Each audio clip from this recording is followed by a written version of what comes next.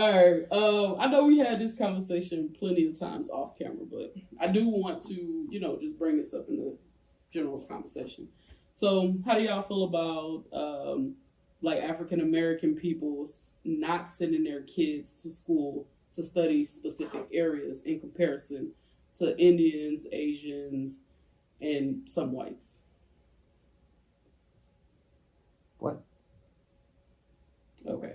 You know how here we get the chance to mingle with a lot of Indian students? Mm-hmm.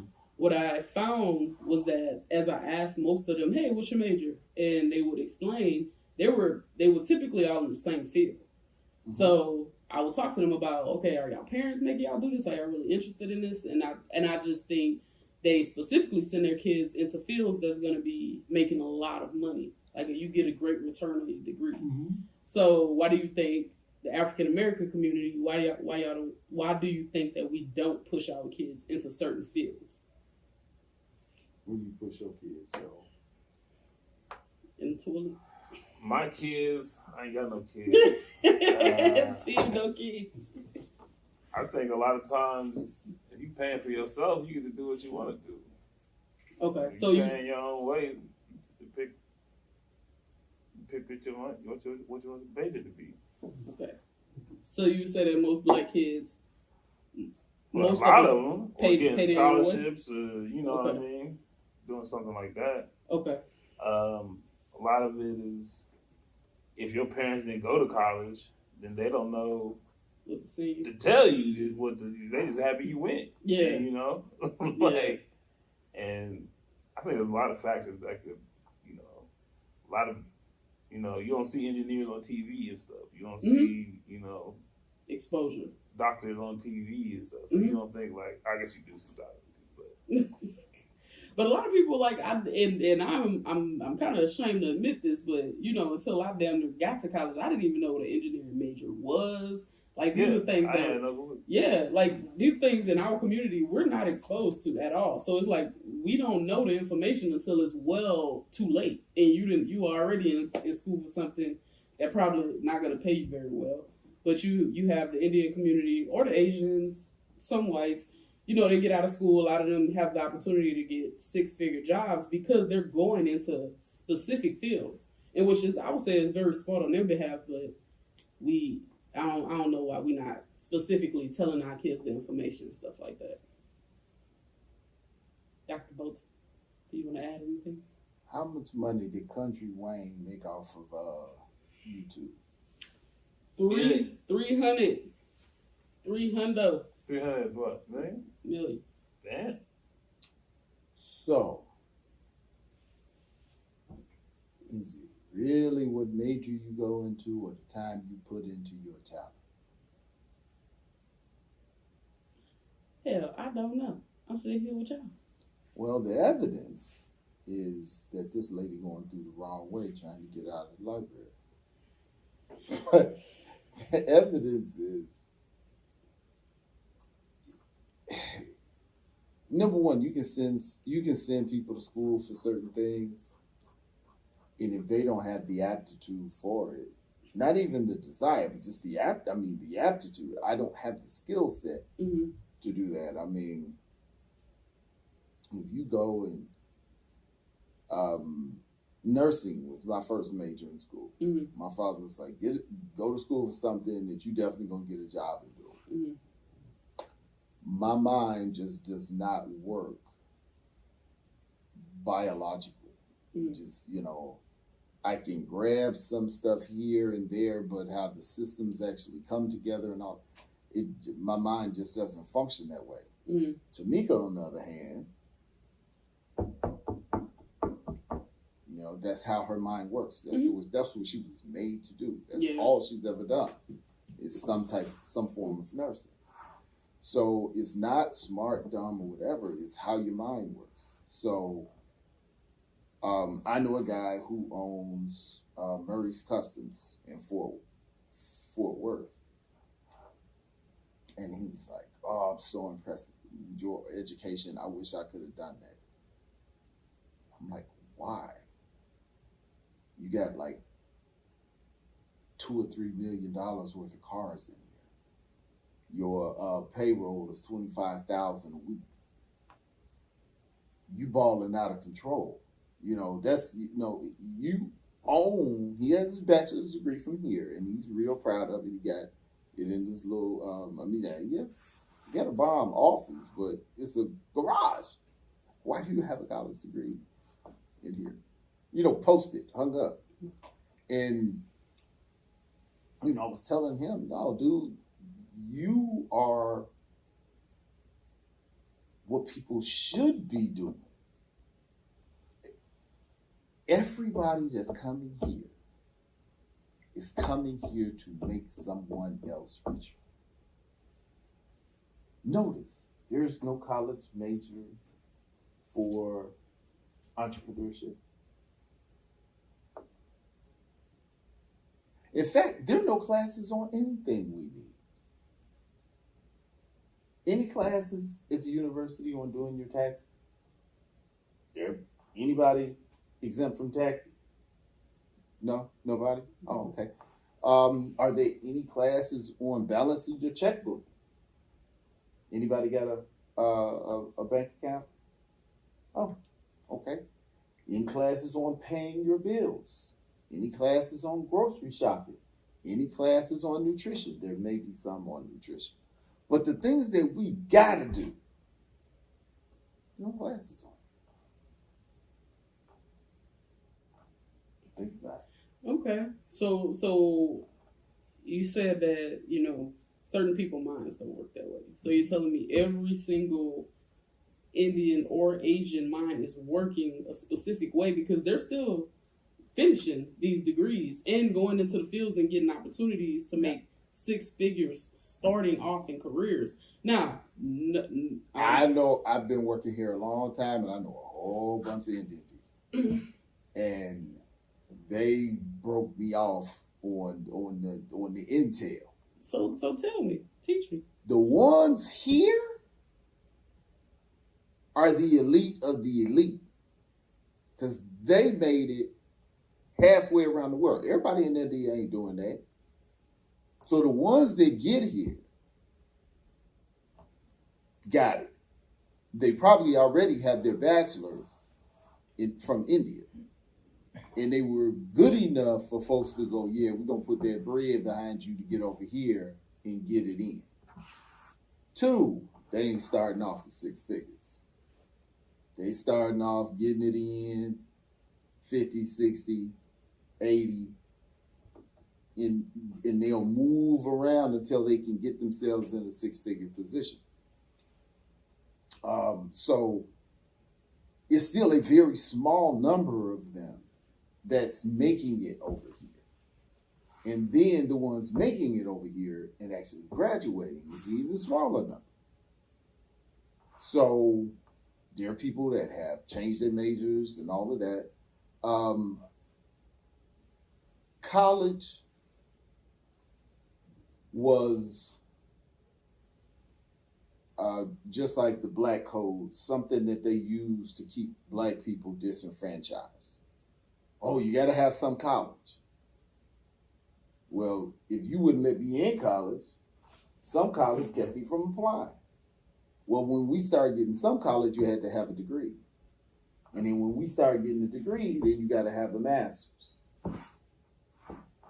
What I told my child, or I tell my children now, is a job stands for just over broke. Somebody is giving you a percentage of what you're producing. If somebody's willing to pay you to produce something for them, you can put that skill in producing something for yourself.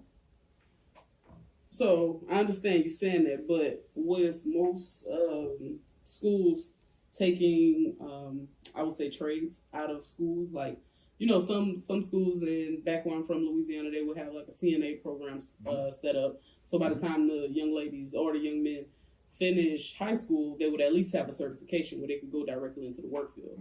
Mm-hmm. But you don't really see that too much anymore. So how do we let people know what's the right decision to make as far as college and trade schools. Okay, well, one, you got to actually spend time with your kids and go, Joe good with his hands.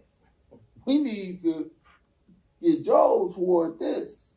Or, man, Joe's always taking stuff loose and putting it back together. Maybe we need to do this.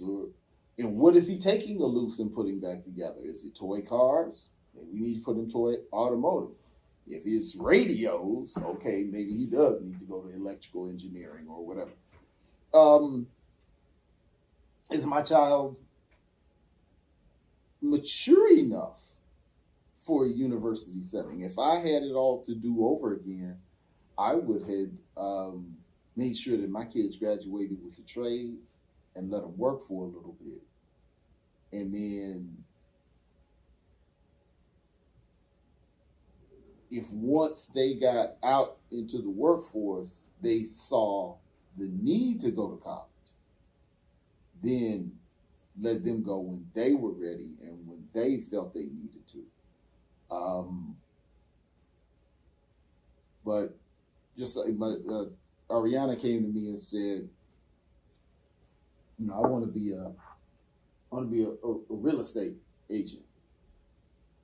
And then, after that, after a while, I want to be a broker. No. Own the property. Have the real estate broker, real estate agent and the broker work for you. You want to be an owner. And I think those are the two things that we need to really learn. Follow our passions and put the dedication and discipline that we put in jobs. You go to the job every day, you put your 80 in every day, you put your 40 in every day.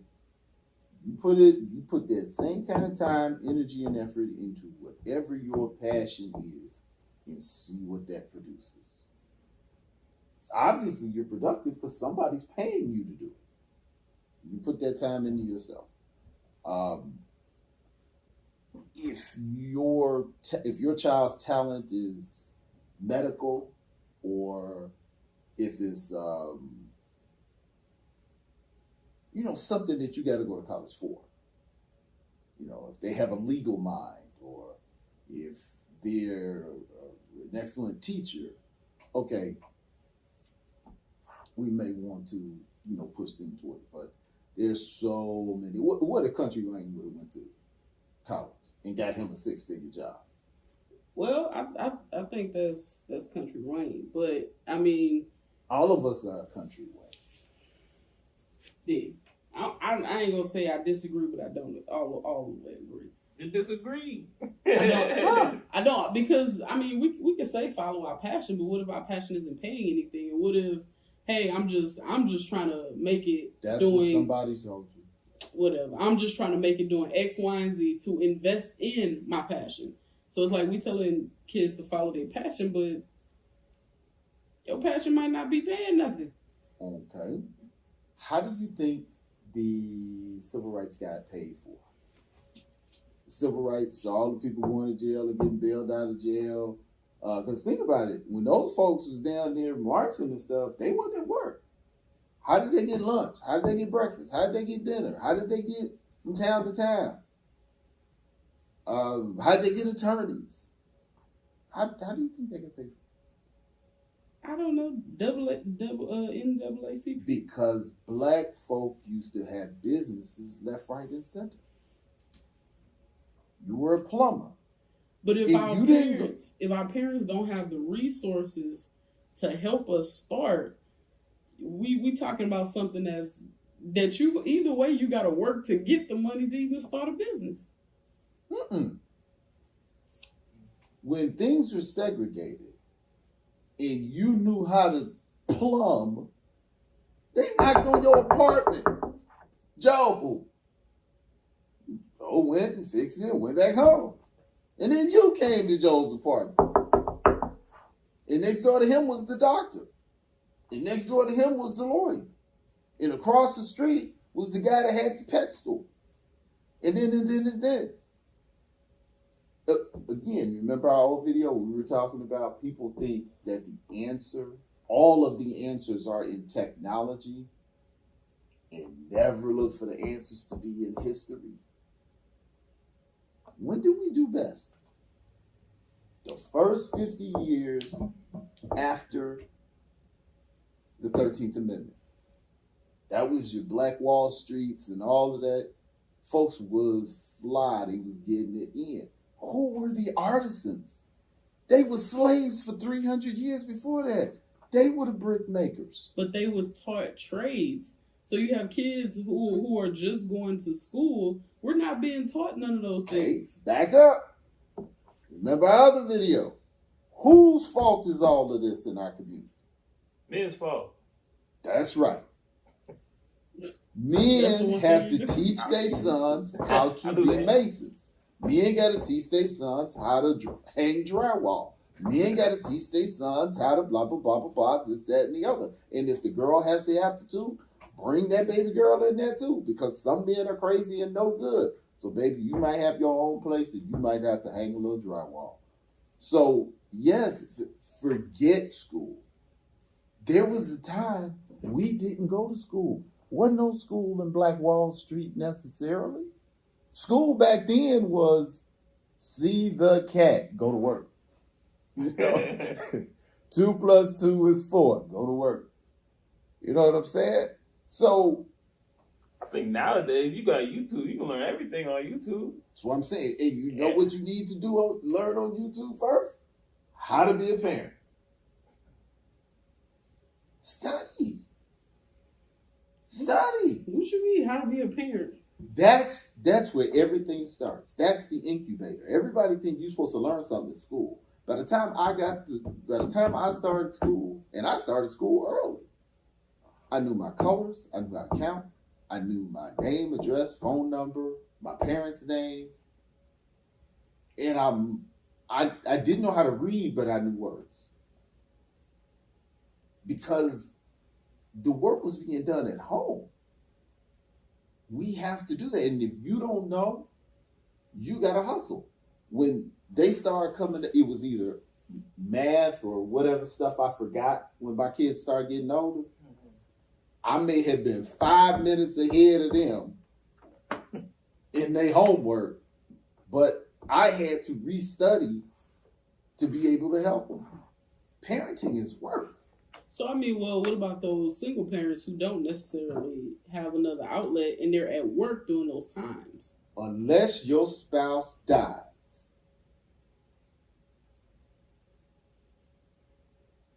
single parenting is a choice. Don't start just because you had a bad plan. Don't complain about it. If you chose to have kids with somebody who's not either can't or won't be there, you're already starting off with a plan that may have some issues. But if you're choosing to do that. That is a good bit of our community. Again, we need to evaluate the logic of that. If I'm saying I can't because of, then why are you doing it? And it's people with multiple kids. Single. One, all right, maybe you didn't know how that happens. Second time, you know exactly how that happens. So, again, if you choose to do that, don't complain. If your kids end up deficient, with less resources, don't complain.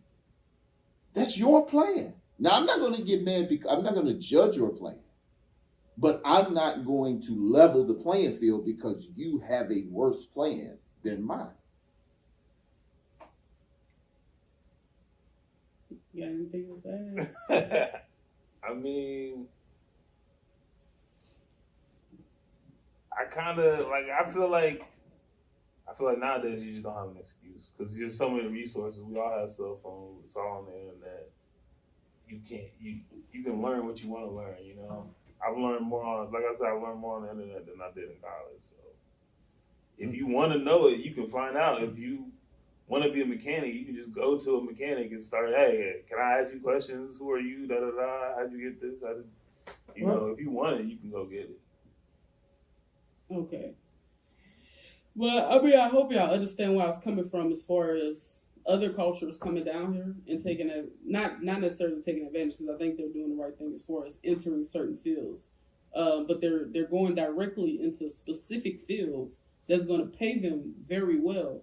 So when I remember one time I looked up which group financially does the best, and I believe they had Indians and Asians outsourcing all of us.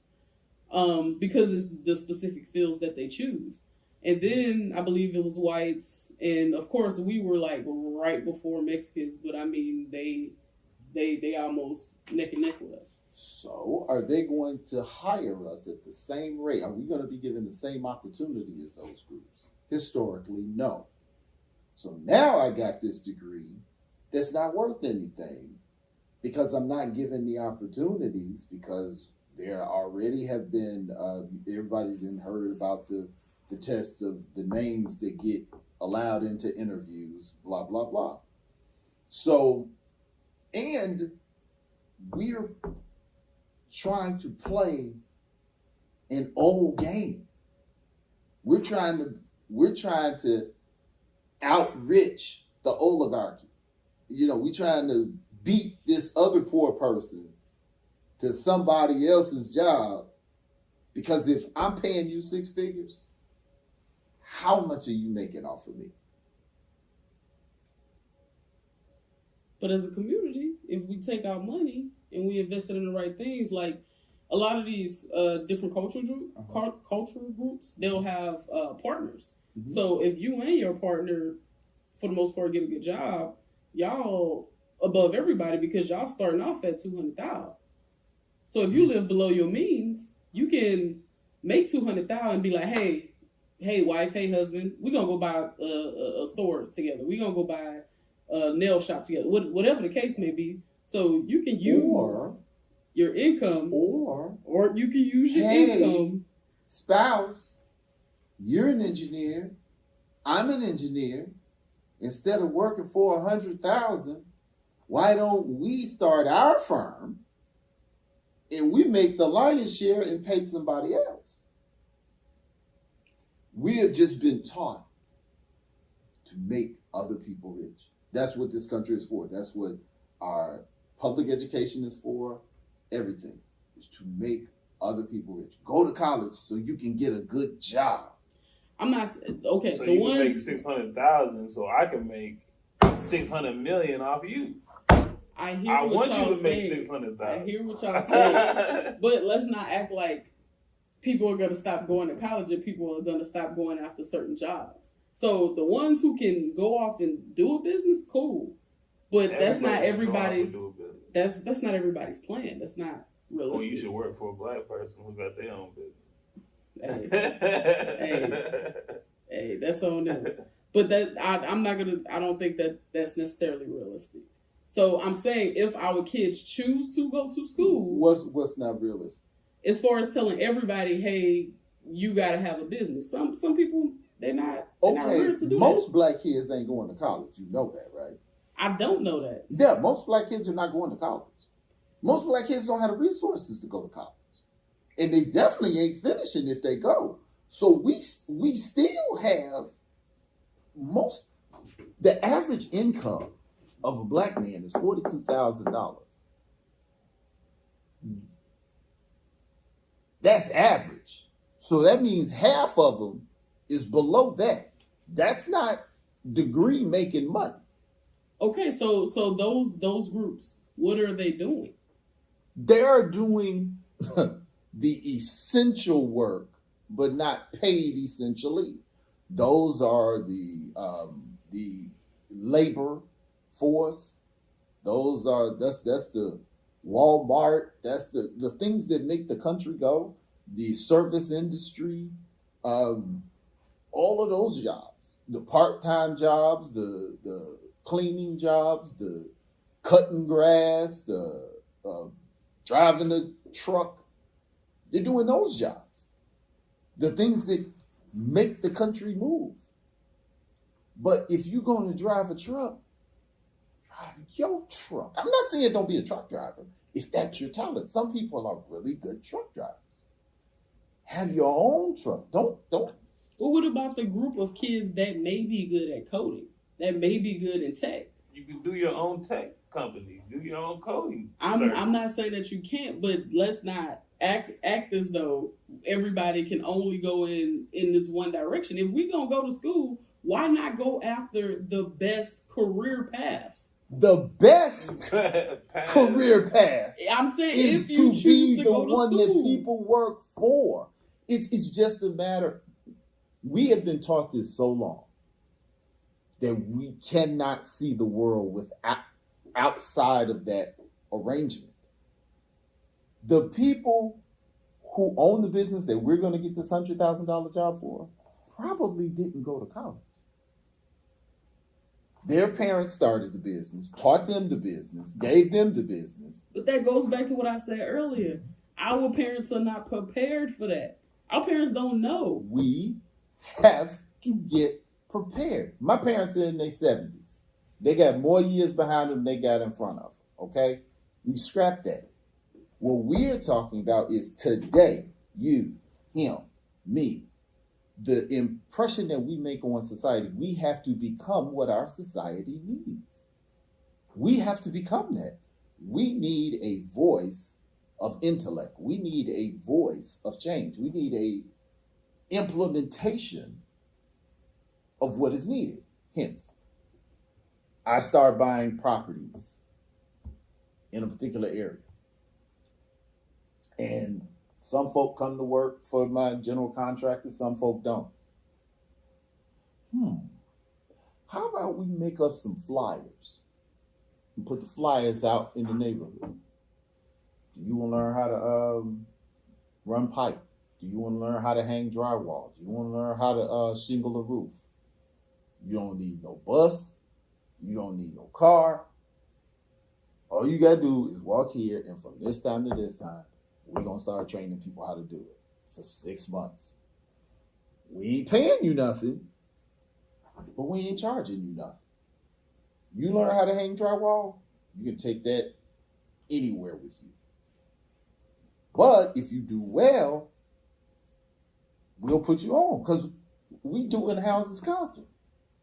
So now we've already started economic development and training in our community becoming what it is our community needs. Now, once you know how to do drywall well enough, start looking for drywall opportunities for yourself. You don't have to go work for this dude because you know what he's doing?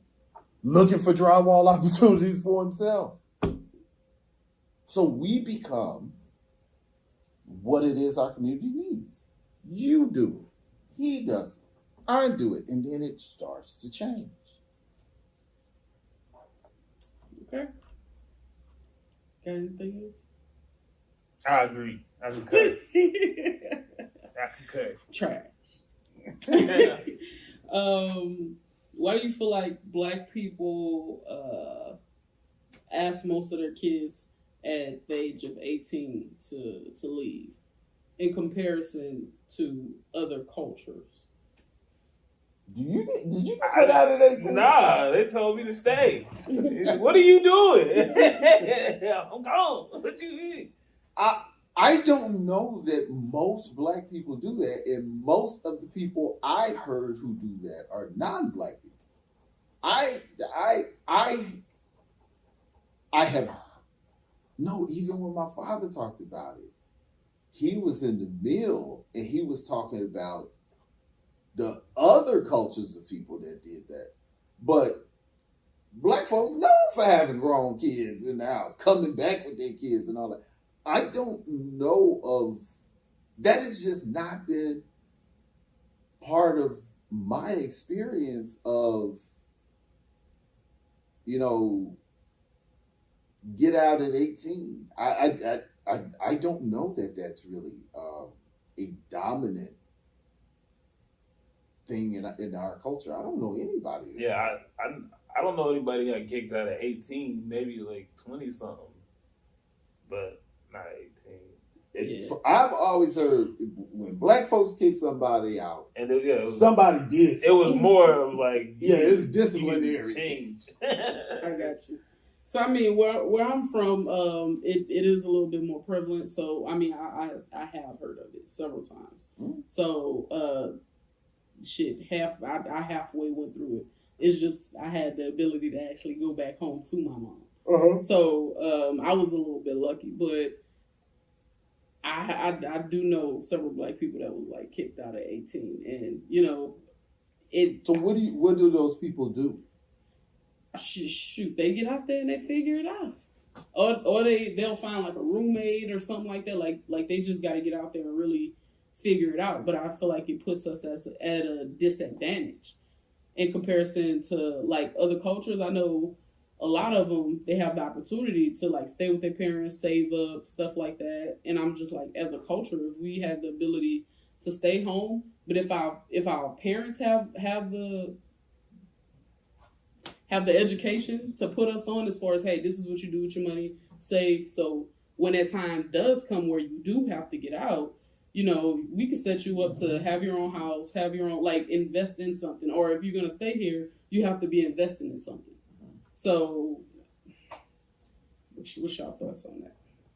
I feel like parents they try to give you everything they got anyway. So, you know, they're going to tell you everything they know, and usually it's like kids just don't listen. I feel like it's really more of like, I've been telling you something, you just won't listen. I feel like that's a big thing. What's your thoughts? Well, you know, it kind of goes back to the parent, the onus on the parent. Being a parent is a choice, and it is an easily avoidable responsibility. If you choose to be a parent, you still get a 9-month window to get your life together and get prepared. And really, you get a few years because this and carrying them around, that's the light work. Your job really starts when they can formulate thought and have complete awareness. That's when your job really is going to start. Like 7, 8, 9, 10. Somewhere in there, depending on the maturity and the intelligence of the kid. That's when you really got to start kicking behind and taking names. So from the time I know, wow, this person is going to have a baby, I got to start up in my game.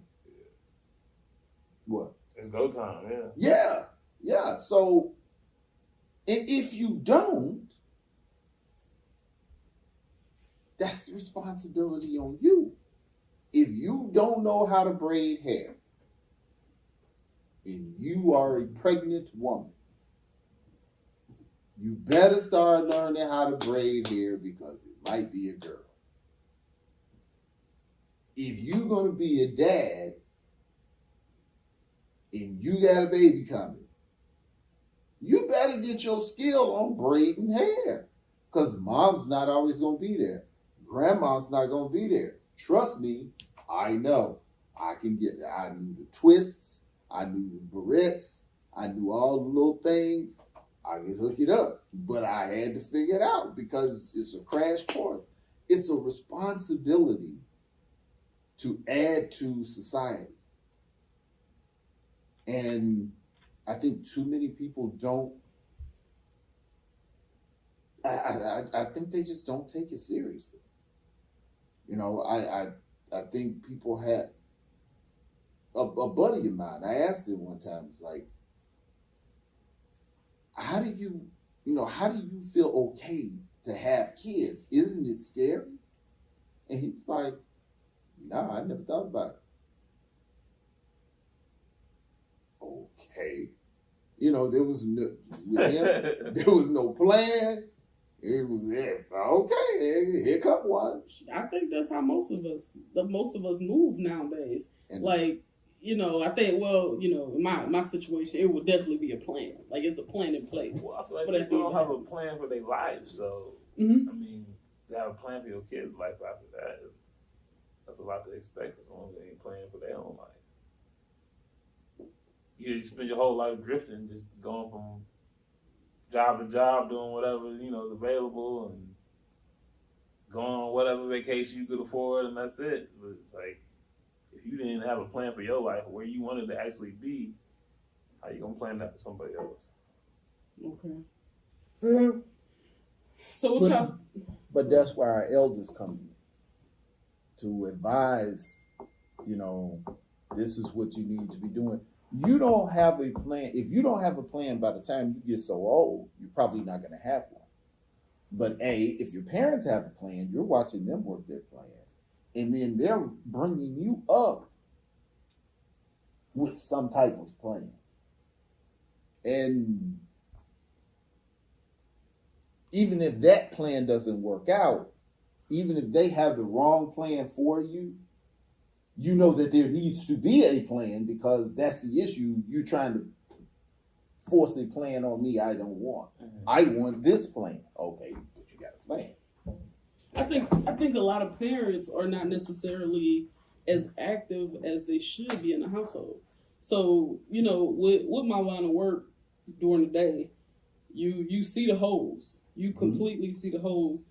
Because, when you sit down with these kids and you have conversations about finances, about this, about that, and you see either a light bulb come on, or they may be young enough where you're not even sparking the interest just yet, but you plant seeds.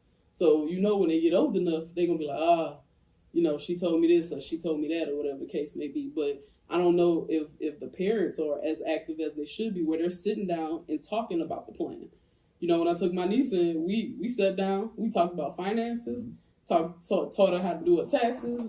So we was having lessons preparing you for life, and this was stuff that my parents didn't know to teach me, and I'm pretty sure my grandma didn't know to teach my parents. Mm-hmm. So I think we need to do a better job in those areas as far as making sure that we're there for our kids.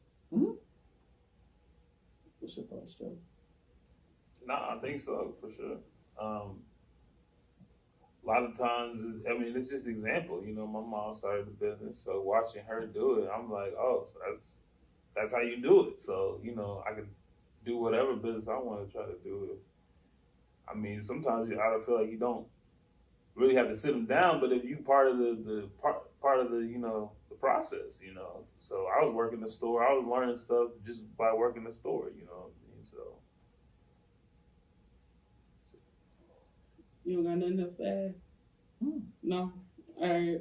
So, how important do y'all feel two-parent households are? Especially in our culture.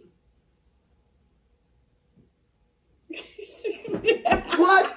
Come on, John. How am I supposed to know?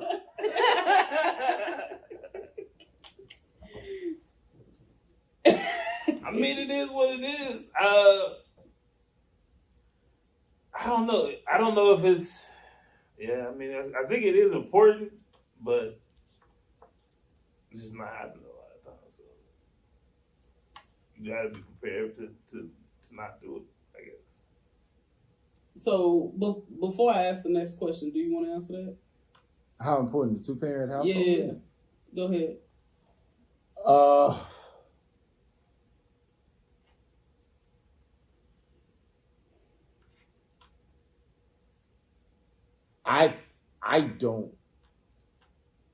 I cringe at trying to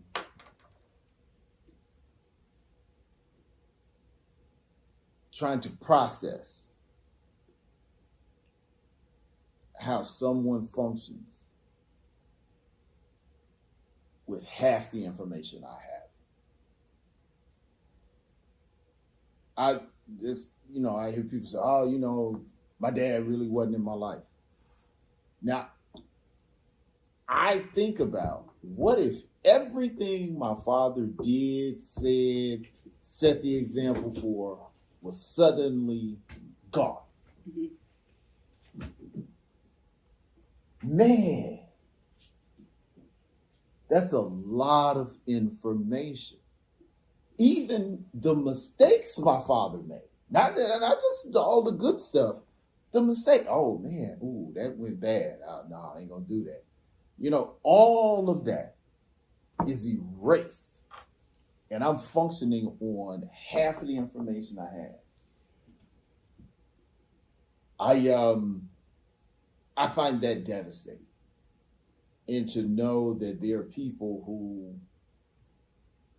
that's more normal than not. Mm-hmm. Whereas I haven't experienced the get out at 18. I have experienced the single parent homes. Mm-hmm.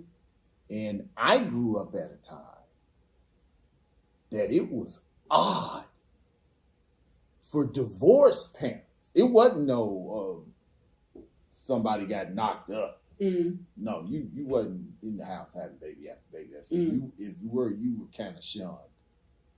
And this was in a black community. Everybody's parents were together. It was one divorced couple on our street. And they lived together? No. No. He would come by every blue moon, but it was always like, what they did? It was really strange. So I don't know what it's like to function in that realm. I mean, you're literally half your mother and half your father.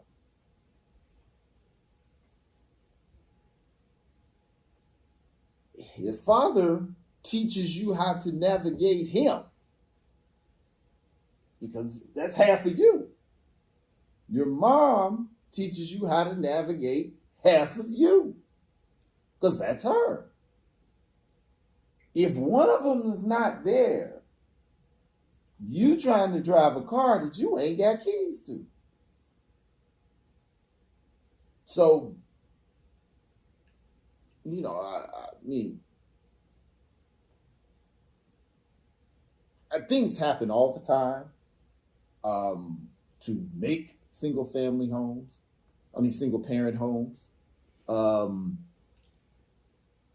But I think the biggest part is a lack of planning, a lack of courting, a lack of time. I don't understand how little value people put on who they procreate with. I think it's getting even worse than that. It's like who you choose to share your body with as a whole. Because we all know you have the ability to have a baby if you're just out here, Okay, I'm not going to get prudish. I'm not going to say you ain't supposed to get your freak on. No, I ain't saying that. But when you're doing it irresponsibly and you know the risk that comes with that irresponsibility, don't be surprised. Yeah, but oops is generally not the outcome. Oops is very few times. We talking about people who have 2 and 3 kids, sometimes by 2 and 3 different people. So you got one person with poor planning, at least one with poor planning. You got another person with commitment issues. Commitment issues and poor planning that's a bad combo. So what was missed as to where this one with the poor planning is looking for this specific commitment issue person. I was talking to my cousin has a podcast and he invites me on. I didn't get to that age where I regularly put my foot in my mouth because whatever example I'm using is generally somebody on the thing that is in there, right? And it's two people with kids living together for years, ain't married. Now I'm like, y'all got a place. Y'all got kids.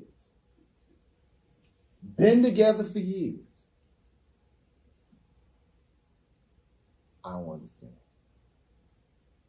Now, once I've said it, I can't back out. Okay? So now I'm like, in for a penny, in for a pound.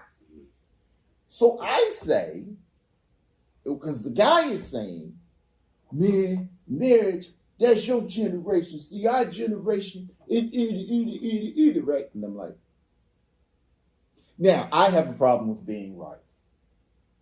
Yeah.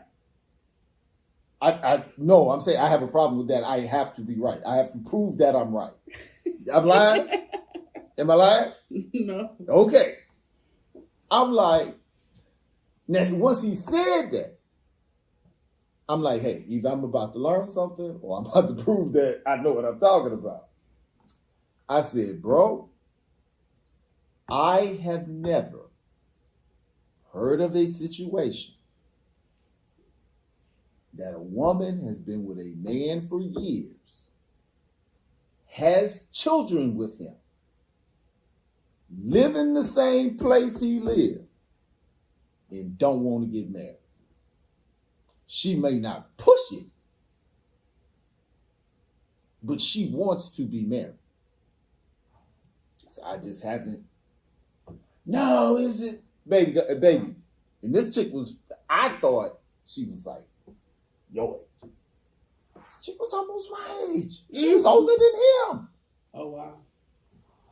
And now, like I said, I'm in it now because she was like, well, yeah. Stir things up in the home. They definitely went home and Hey, I so, told y'all. and you know what?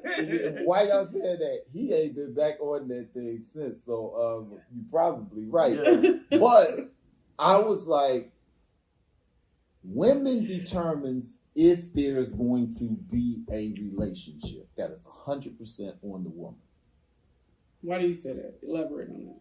Because in our culture, the guy has to approach the woman and throw his mat.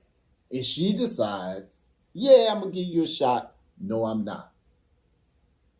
Nah, when women shoot their shot these days, a good bit shoot their shot. I'm saying not enough to the point that the cultural expectation has changed. Okay. Generally, if the chick goes out, they're looking for a guy to buy the drink. They're looking for a guy to woo the girl. That's our culture. Now, it might happen other ways, but traditionally, that's our expectation. Women decide if there's going to be a relationship. Men decide the depth of the relationship. Men are going to decide who gets married. That's how you end up with that situation. When the lady commits to you,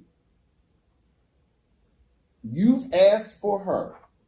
She has committed to you. You all have gone through your courting process.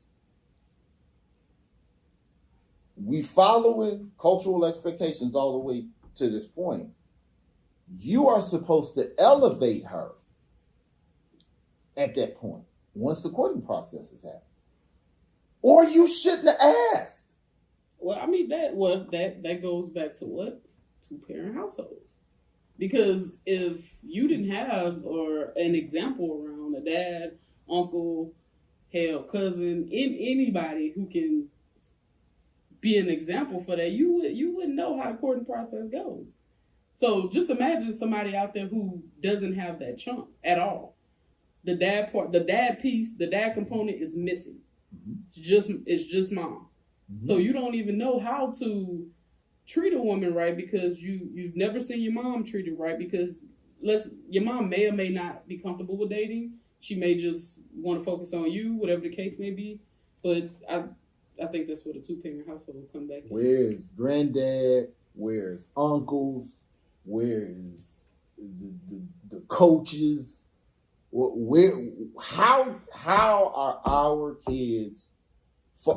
I'm not just a daddy to Tracy and Ariana. I've been a daddy to literally hundreds of thousands of kids that I've coached from city to city all over this country.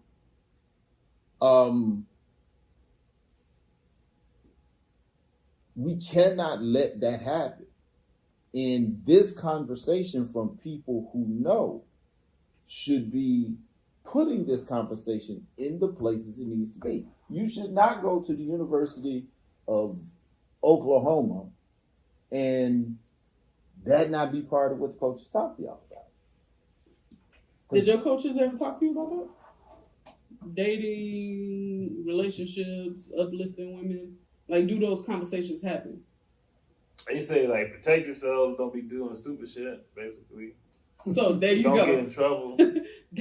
I can tell you, my coaches ain't never talk to us about no stuff like that. Not about getting married or nothing. Yeah, so it's like nobody's having these conversations. So that component is damn near out of the culture because your mom or your dad, if you have one, or other, they're not talking about the other thing. So they may be just trying to get you through life because they're a single parent. So where does that other component comes in? Well, that component comes in, like we were talking about earlier, from the people who are recognizing what society needs. So single adults like you guys have to take that leadership role, and then other people will see you doing it, and people who have done their bid. I done my baby's 24 and 25. Do I get to stop? No. I'm either going to be mentoring the young folk, or I'm going to be mentoring the people that mentor the young folk. But it has to be a renaissance of etiquette or a renaissance of culture. And we have renaissance all the time. You had the famous Harlem Renaissance. You had, so it's possible. The question is it probable?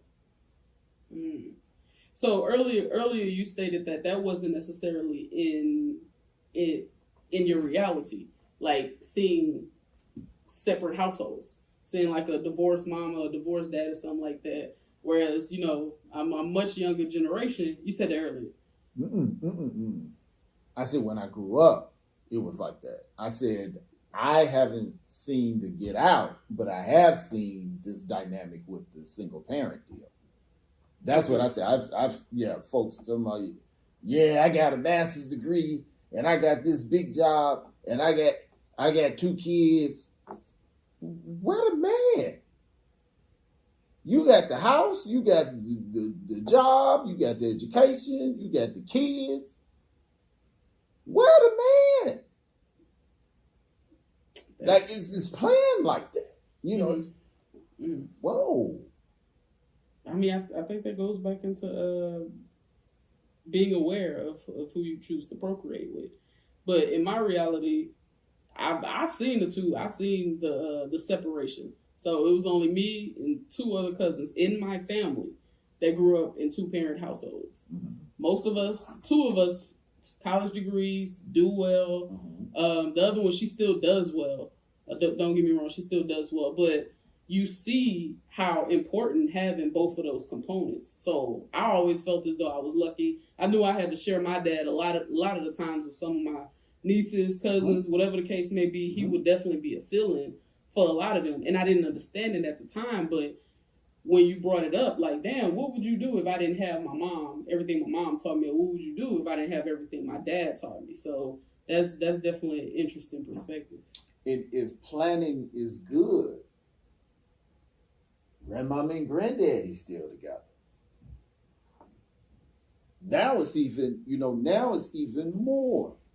The reason why I was able to take grandma and do all the stuff we did for grandma is because I watched grandmama and granddaddy do that. My parents didn't do that. Grandmama and granddaddy did. The reason why I was able, get property and stuff like that and keep it.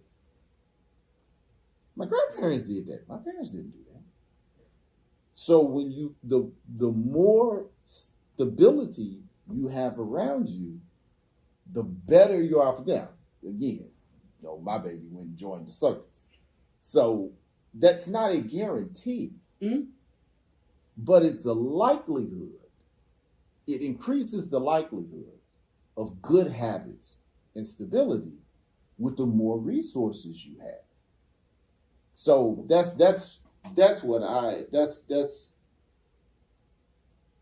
the one part of society I think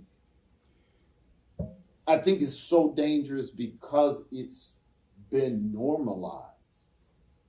Like, how would we resolve it? Like, how would we change that mentality going forward in people? I think especially with a lot of people with single parents. I think the men are going to have to start having conversations about the beauty, the importance, the significance, and the value of women. And how we have to value them and it's not about how she acts, it's about who she is. And,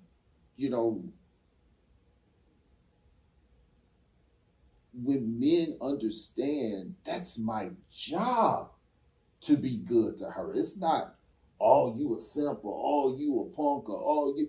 I remember the best example I had of this. This was one of the coolest moments of my life. I'm in the league, and I would lead the players out of the locker room. Patrick Ewing's son, this before he was married, he was a rookie, so he was at the end of the line. And we're about to go out of the locker room.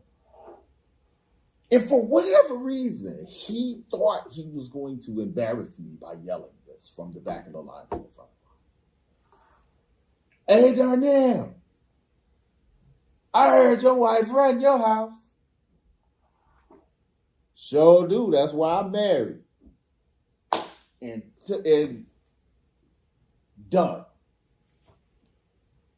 Yeah, that's what I'm supposed to do. I'm in service to her. That's called marriage, bro. I think I don't know if that's involved in dating anymore. Like, people don't understand. Like, you're really supposed to. You don't date somebody for a transaction. You date somebody to also pour back and give to them as well. So I think everything has become like a little bit transactional with our interactions today. I don't know where that came from because a lot of people are getting together because of rent. Like, hey, baby, how much you make? Oh, I can get out of my mama's house, you can get out of your mama's house. And if we get together for rent, man, it's so, because I'm going to tell you, people don't understand. When you meet your soulmate, the person that is made for you, you want to choke them out at least 4 or 5 times a week. That is hard to do, to deal with another person. Think about it. Like, when you're in your house by yourself, and you just start tripping out of nowhere, what? That don't bother nobody because you're there by yourself. You can trip.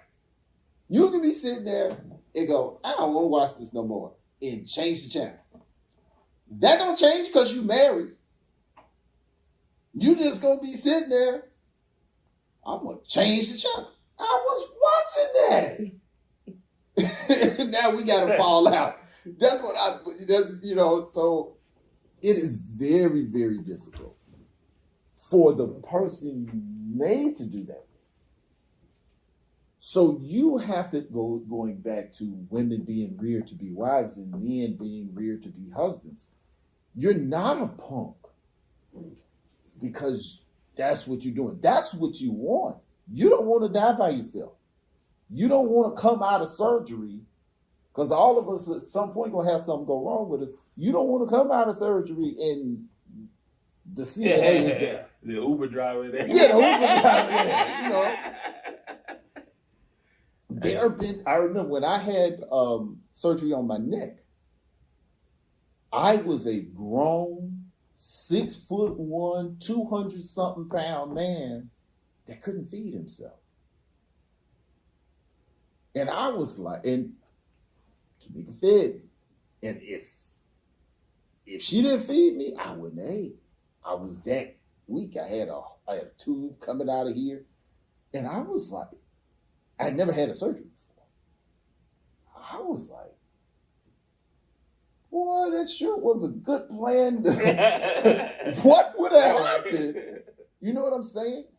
So what do? When she does that, I got you. It reinforces the pedestal. So why do you think?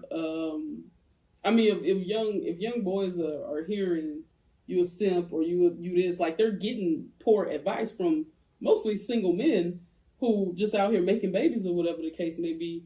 They don't have Unc who's saying, "Look, this is how I treat my wife. This is how you handle a woman, whatever the case may be." That's Unc's fault. That's Unc's fault.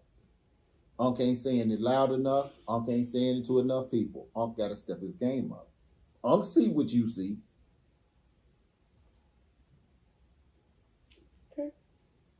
So back to what you were saying earlier, Joe. You're saying that 2-parent households is not happening often. Why do y'all feel like it's not happening often anymore? I blame the internet.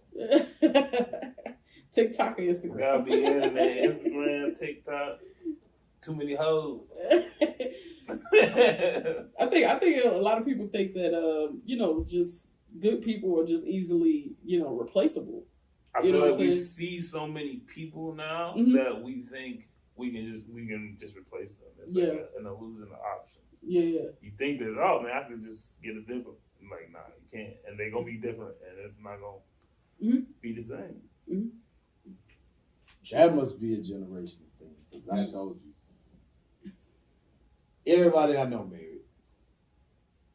And again, it's hard to envision yourself as an old person because we used to be young. Art's married. I'm married. My brother was married till death. My parents been married since high school. My parents been together since 1967. My grandparents were married to death. My great-grandparents were married to death. All of my uncles are married and have been married more than 20 years. I think all my uncles and my aunt have been married more than 30 years. So when people say, "Oh, it's not a lot of 2-parents," I can't relate to that. Mm. Like, I come from a marrying family, and the grandkids are married. I think Deborah is single. Well, Deborah's divorced, but she was married. Everybody's married. So when people say that,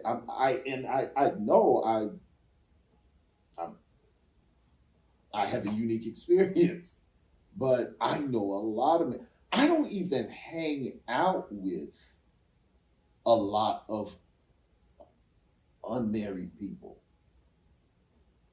I just don't. So most of the people that like come to the Christmas parties and everything, think about how many couples was at the Christmas party. Mm-hmm. You know, the professors I know is married. My co-workers with the city was married. I just attract married people. They say married people hang out with married people. And so maybe it's less that they're not a lot of 2-parent homes. It's I'm in the wrong herd. I'm in the herd of unmarried people. And if I want to be married, I need to find some married friends so I can hang out with married people, get married advice, and meet people, because a married folk hang out. That's one thing I never liked about them. There was one thing about her I never liked. She works in a field that has a lot of single women. And single women give single women advice, and single women hold single women conversations. And I'm like, I don't know. Gotcha. I don't know. I got you. You got anything else you want to add? I'm single. Hit Joel up. Trust methods. Gotta buy something first. What do y'all think about women not letting men play a role in their kids' life or utilizing kids as a pawn? I mean, that's crazy, but I think it comes to just not valuing people. You know, if you don't value them and understand what they're going to put into your kid, then you be like, oh, you can cut that off. You don't realize that you're hurting the kid more than you're hurting them. Mm-hmm. Mm-hmm.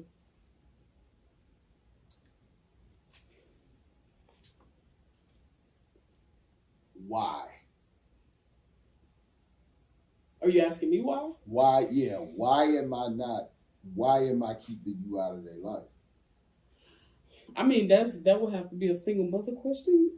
I don't know. I know I'm not a fan of it. You know, I've seen both sides. I've definitely seen women who do it, and I never understood why.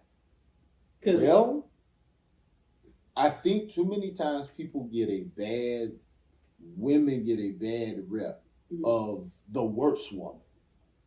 I'm mad at you, so I'm going to use the child. Mm-hmm. I know a lady who's really close to me, whose father was a bad drug addict. Mm-hmm. And as a kid, she wasn't aware of it. All she knows was he left me, he wouldn't come around. And I pointed out to her, perhaps the best thing he could do, because he couldn't control himself, he's an addict, was to keep all of that riffraff and all of that foolishness away from him. Perhaps those are some situations. Maybe this guy has some anger issues, or he has some lifestyle issues. Now, poor planning. But once I done poorly planned, I got to navigate this as best I can. If I poorly planned and ended up with somebody who has no problem with taking the baby to the drug house, no. The only time you can be with dad is if y'all sitting right here in front of me. So that's why I've learned to say, let's look at the situation instead of saying, oh, women are horrible, look at them doing that, blah, blah, blah. Okay, what's the situation? Now, if it's just, this is the only way I can keep your attention, or this is the way I can hurt you, because I never understood, how do you go from making a baby, especially people that are married, to I cannot stomach you? I just pain is hurt. You hurt. Yeah, but and they haven't done the proper healing. Because I mean, if you're still willing to react like that, where it's a disadvantage to your child, then you haven't done the proper healing. And I'm sure it's more of a personality type, like a person who holds grudges, they ain't gonna let stuff go. It's just some people are gonna let it go. I don't know what could happen in a marriage that makes people like that. Like, we can't be in the same room. Like, what makes that happen? I've been married a long time. And Tamika's been married before, and she kind of got that relationship with her first husband. All the time she and I had been through, I've asked her many times, like, what's the tap out? What's the, I can't do this? I think it's trauma. And then every time you see this person, it brings you back. It's like PTSD. Like, it brings you back to that feeling that you weren't happy, you know? Yeah, but you're not going to be happy all the time in marriage. I mean, happy ain't got nothing to do with But marriage. I mean, certain things can trigger a certain, like, response. You know what I mean? Like, if you hear a gunshot, you're at war. You might snap into that war mode. If you were in a relationship where we argue all the time, and I see you, it's like, man, I could feel that again. Like, I remember we had this. We had an indoor facility where we worked out. The football team would work out, and I guess it's so much pressure. I don't know. You're just young, but you get anxiety like before the workout. Mm-hmm. It's just normal. Like, you don't think about it, but it's always there. Mm-hmm. And it was like when you graduated and you were out living life, you never felt that. I go to the gym, do whatever, it doesn't matter. And as soon as I showed back up there, I felt it again. And it was like, damn, I feel anxious. I'm not even working out today. I'm just here to visit. But as soon as you walk in, you feel that same trigger, you know. So apparently, I don't have an answer to it. I mean, that is a sincere question. I don't have an answer to that, because I'm saying a good marriage is rough. Like, I think that's what makes y'all really, really tight, because it's so hard. You know, it's like the Joker said, don't depend on the people that come around when you're at your best. Lean on the people who stay when you're at your worst. That's what marriage is. Like, when you tell somebody, I love you, and I done been around you 24/7 for 20 years, that means I love your tripping, I love your selfishness, I love you because of and in spite of. And that goes back to a lot of my analysis of the history of America. Man, I put that stuff on the internet about that Confederate flag, and folks that lost their mind. I mean, just getting name calling, telling me I'm ignorant, uneducated, da-da-da-da-da. Now, I'm not going to go into what my resume is. All right, whatever. But how can you love your country but want to be deaf to parts of it? Can you love your wife if you completely don't know your wife? If I ain't never seen my wife mad, I don't know if that's when you love somebody, when you know all of it. When I can say, I know all of the cool stuff that America's done, I know all the jacked up stuff America's done. And because I know this, I can make a decision on how I feel about it. But if I don't know, if all I want to do is live in the star-spangled awesomeness, then I really can't say I love the country. You know, same thing with people. You know, that's my thought. None that's that. What you got to say, Rian? Yeah, About I told you I'm not necessarily a fan of it because I feel as though a lot of people has gotten away from the idea that men are needed in a household, and coming from a household with a man actually present and being around kids who didn't know their dad, they wasn't exposed to any type of positive male figures. Like that was not a reality. I definitely think that we need to get back to like inclusiveness, just to togetherness, whether y'all choose to have the relationship or not. I think everybody still needs to operate in the best interest of the child. Like even working in my field, you can see the turmoil when the parents come in the door, and I mean they add it. I didn't have to have conversations with parents who were older than me. Like, dude, this is about your kid. If you want your kid off these papers, bro, chill. You get what I'm saying? I need y'all to get along. Matter of fact, go to a parenting class. Y'all gonna figure it out there. Like at some point, it comes with growth, maturity. Deal with your insecurities, and get into the healing because it's only hurting our kids. You know what I'm saying? And they don't realize it until those kids get older and they got somebody like me in their life, and the kid come to me and telling me everything, but there's no communication because he can't be honest with his parents. You know what I'm saying? So that's just my take on it. I definitely think men are needed in the household, and if it's not an example of what you stated earlier, as far as like if they're not necessarily good for the kid or they will harm the kid or something like that, why aren't they in the life? Is my whole thing. I think everybody has to do. I think people have, before you elevate somebody else, you got to elevate yourself. And that's probably why a lot of women aren't getting elevated, because men aren't equipped to elevate themselves. So I can't elevate nobody else. But that doesn't change your responsibility.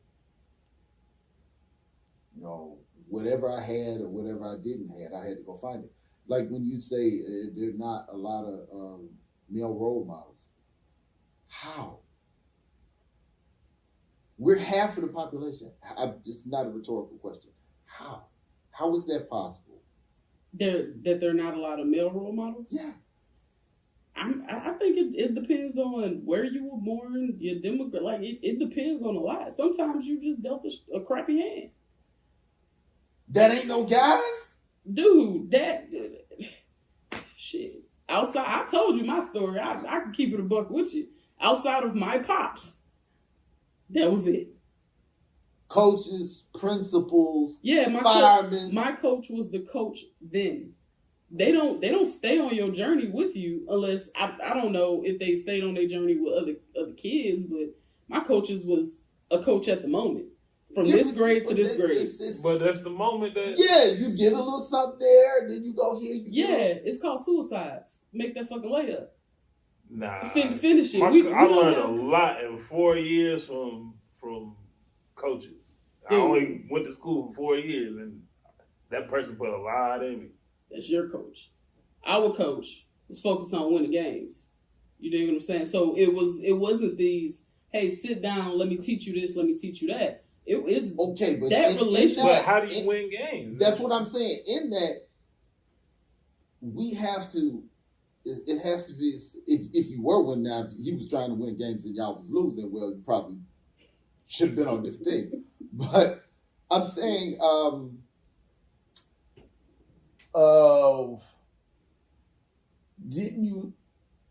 did y'all win? Yeah, I mean. Okay, so if y'all won, teamwork. Hater. You know, teamwork. Work ethic, technique. Sacrifice. Yeah, technique. I think those are dedication, focus. I think those are things that I came in the door with. So I wasn't there because I was trying to stay out of trouble. So I was there because I wanted to be there. You know what I'm saying? So I don't think that those are things that he instilled in me. I think those are things that I showed up with. Now, discipline, yeah, I would say he played a part in that. But outside of that, I think men have to tread lightly with young little girls. So we don't really have that conversation. Like, whereas if I would have like maybe a female coach, I think it would have been more of an exchange. Most of my coaches were males. I don't think I ever had a female coach. I taught at least tens of thousands of girls over 30 years. I would say that easy. Tens of thousands. And maybe more. I was not lovey, huggy, supportive coach. I was not. I was like a Coach Carter type dude. But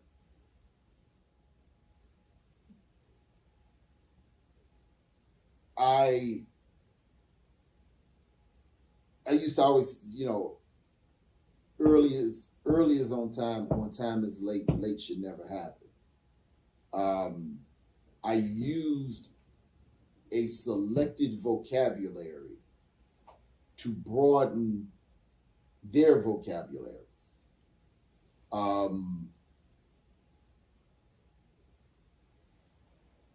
I pushed them because I believed in them to be their best, not necessarily the best. I think a lot of the lessons, the letter that the young lady said, I need to know how to write a letter, that was from one of my basketball players when she was a kid.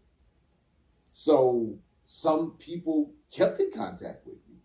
Some of the parents from 2007 still keep in contact with me. Their kids grown and married. So even, and though that community was a very stable community, but even if the kids came in the door with it as you did, to give me the opportunity to exercise it and apply it makes it stronger and diverse. I can use it this way. I can use it that way. I can use this way.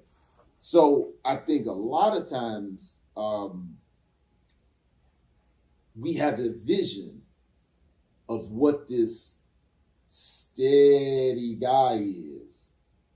And in our lives, we may have gotten this guy handed me off to this guy, and this guy handed me off to this guy, and this guy handed me off to this guy, and each one kind of sprinkled a little something on you. Because I'm just saying, when I hear people say that, and I'm not saying it's not true, I'm saying if it's only men and women in the world, how is it, even having two-parent home, grandparents, uncles, all of that, a lot of people I met that put it, I still remember my first football coach's name when I was 10. His last name was Webster. I remember it because he believed in me. So just imagine if you had, and I believe football players have much more players than the basketball team. But if you're a coach and you just got so much going on, and I guess you might be, nobody helps the strong one. So nobody knew the things that I was going through, whatever the case may be. I'm like, look, I'm here, I'm ready to hoop, whatever the case may be. So if that rapport isn't being built, I don't keep in touch with none of my coaches. Not one. Not one. But just because you don't keep in touch with them doesn't mean you didn't learn nothing. Right. I feel like I'm sure Coach Webster in the upper room somewhere because I'm 50. Did your coach have any quotes that they used to say consistent every day? What did they say? I can't remember none. It sounds like you just weren't listening. You was a bad player. You was a bad student. Overload right. Go to the right, man. Nah. Shit, I don't remember none. Yeah, every so often I'll have when Karji died, one of the African American achievers came, and his mom, to the funeral. I was doing the African American achievers when I was 19. I'm 52. That was a year ago, 2 years ago. Almost 40 years later, 30 years later for sure, these people came because I was that guy at that moment. I got students that still talk to me today. It's like, You was here for 2 years. Yeah. And now you want to talk to me every day. It doesn't matter. It's like, you had people come to the library. Oh, what you doing up here? I'm happy to see you. I saw the original yesterday. Yeah. So I mean, well, only thing I can say is the example that I didn't have, I became. So what I did, because like I told you, I was at the gas station the other day. I saw a kid that I had years before stop me. Hey, are you so and so? Looking out the window, I'm like, yeah, but it was because I took the time. Now I treat everybody right, but let me tell you how. Because I took the time, built the rapport. Months ago, we went bowling. Saw one of my other kids. They recognized me. Half the time, I don't even be like, my mind just don't be on it. They be like, hey, you miss whatever, and I was like, yeah. Hey man, you used to be my PO. Da da da da. It's like, what's up? Give me a discount, partner. Hey, give me a discount. So look, I must have been good. You know. Well, so most of my kids still keep in well, a good bit of them still keep in touch, still reach out, still call. So it's like everybody is just not that blessed. But that's how we fix it. That's how we fix it. If you didn't have it, you acquire the skills and become that, and that's how you have a successful marriage. We were talking about that earlier. You look at what your marriage needs and you evaluate your partner. Okay, the reason why we need it is because you ain't gonna do it. I think that's a big part about being an adult too. You meet so many people and you hear about their lives and what they had, and you're like, okay, I didn't have that in my life. Let me see if I can put that in my kids' life. Let me see if I can be that person to somebody. I think a lot of it is just learning what you didn't have and trying to be that. Okay. Anything else to add? That's it.